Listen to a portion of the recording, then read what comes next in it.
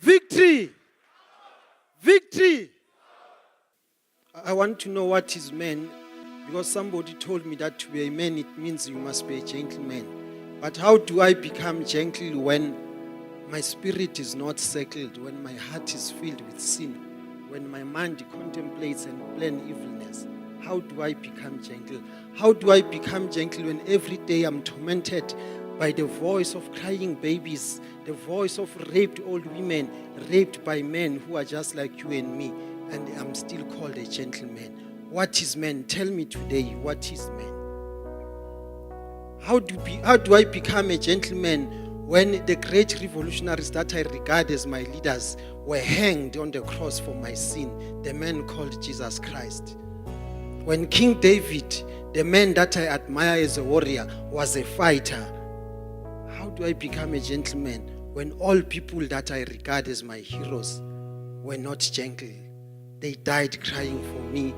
They fought for the freedom and for me to be able to stand here today. How do I become a gentleman when my leader, Nelson Mandela, suffered 27 years in prison? Really, he was not a gentle, for he was called a revolutionarist, just like Jesus Christ. He was called a dangerous man. How do I become a gentleman when my spirit, when my tongue, when the words that I utter every day are the words of change, the words of transformation, the words of renewal of a man? What is man? Tell me, what is man?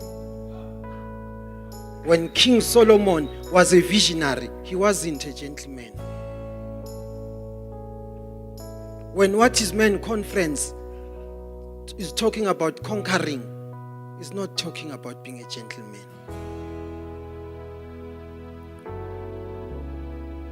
What is man? Tell me, what is man? I want to know out of this conference, what is man? But somebody told me that to be a man, it means to be a conqueror. So when I say, what is man? Tell me that it means to be a conqueror. What is man? What is man? Victory. Thank you.